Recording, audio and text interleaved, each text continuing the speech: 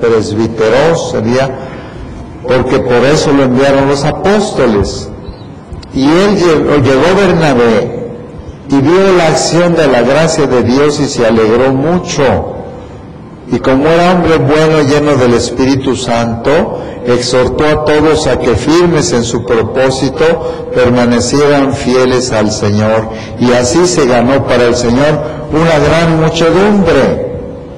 Eso es lo que ahora está haciendo esta escuela, unida a los presbíteros y al obispo. Son los laicos, los que llenos de fe y de amor a Jesús, lo viven, lo celebran y lo anuncian. Y entonces Bernabé dijo, no, esta comunidad necesita un contacto con los apóstoles. Fíjense, somos la iglesia apostólica. Ahí viene la frase de Ignacio de Antioquía, nada sin el obispo. Entonces San Bernabé partió hacia Tarso, vio esta comunidad es tan grande, se merece y tiene que estar en comunión con un apóstol. Se fue hacia Tarso en busca de Saulo, de San Pablo, y cuando lo encontró lo llevó a Antioquía, y ambos vivieron durante todo un año en esa comunidad enseñando a muchos hermanos. Y luego termina con un dato curioso y alegre. Y fue así, por la fuerza de esa comunidad, por su nutrido número de discípulos y por su proclamación de Cristo, fue allí donde todos les empezaron a decir los cristianos. No les decían cristianos en Jerusalén, ni como les decían los discípulos del crucificado, les dirían o algo parecido, los seguidores de Jesús, pero cristianos fue allí por obra del Espíritu Santo a través de los laicos, pero unido a los presbíteros Bernabé y a los apóstoles San Pablo. Ahora, la lectura del día de hoy sigue igual.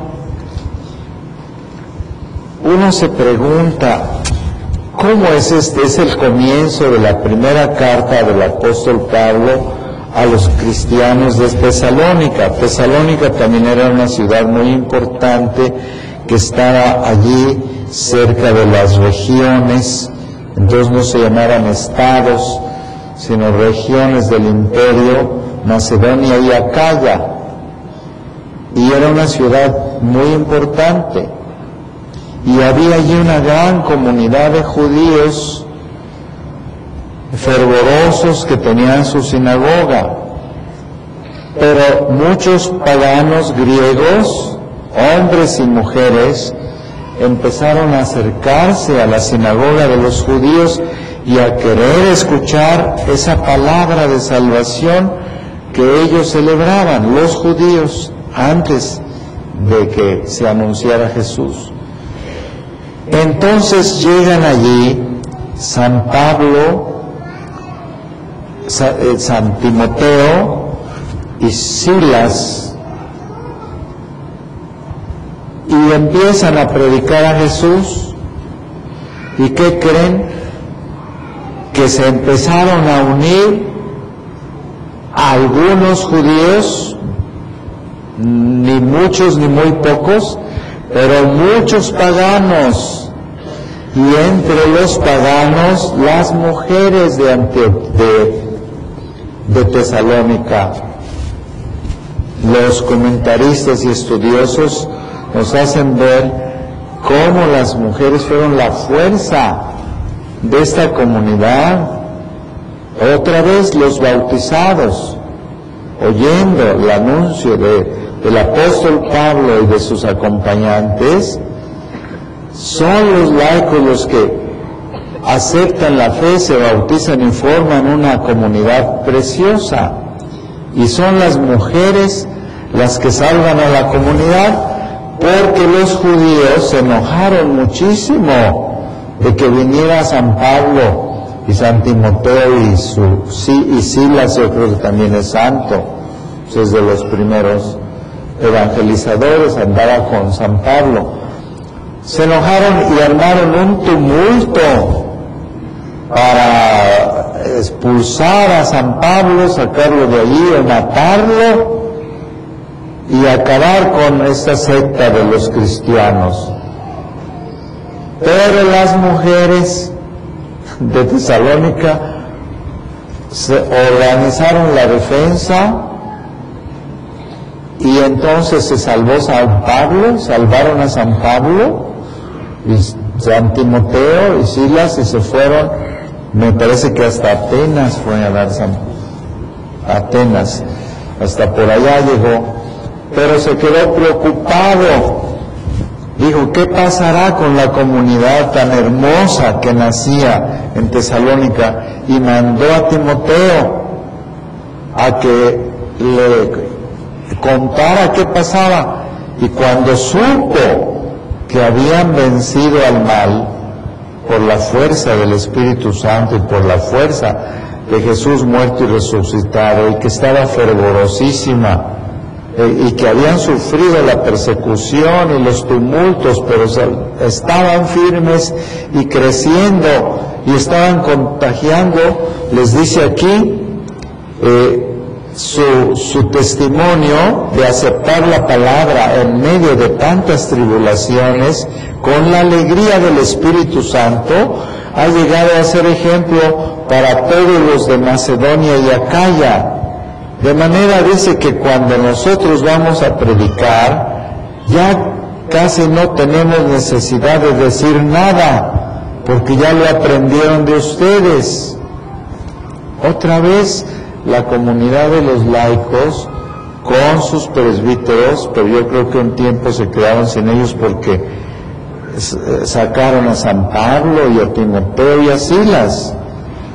Entonces, por eso este principio no es como el comienzo de las cartas del apóstol, que siempre tiene una alabanza, un himno, a palabras muy hermosas, sino que aquí les habla de cómo el Espíritu Santo les ha dado el triunfo en la alegría de la fe en medio de muchas tribulaciones. Esto viene porque esta escuela en 25 años debe haber tenido también su dosis de tribulaciones.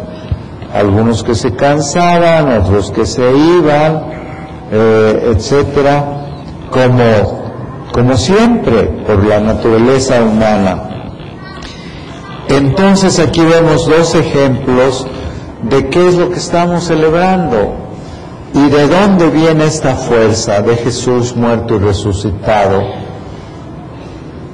Llamó a sus discípulos al monte para despedirse de ellos. En algún lugar se habla, no aquí San Mateo, pero yo recuerdo que en uno de los relatos de la Ascensión se dice que se juntaron como 500, ¿no recuerdas eso? En Galilea.